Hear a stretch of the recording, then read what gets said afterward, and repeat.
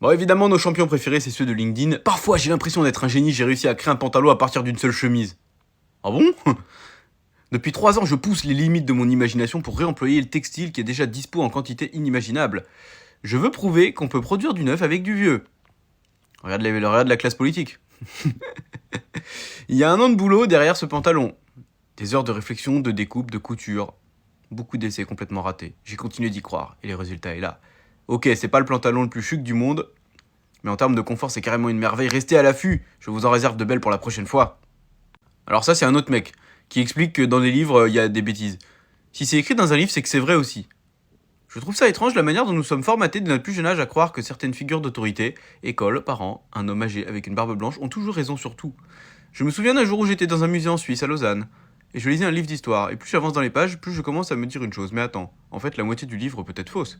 C'est la première fois de ma vie où je me dis que l'archéologue qui a rédigé le bouquin, il a trouvé un petit bout d'os par terre et ensuite il raconte que c'était une tradition à Babylone de dormir avec ce bout d'os sous l'oreiller, alors qu'en réalité, il n'y a absolument aucune preuve vivante de ce qu'il raconte. Oui, parce que à Babylone c'était il y a très longtemps, donc des preuves vivantes, je pense pas qu'il y en ait. Si on regarde ce phénomène de plus près, à l'école on est tellement formaté pour penser que tout ce qu'on apprend dans le livre est la vérité absolue.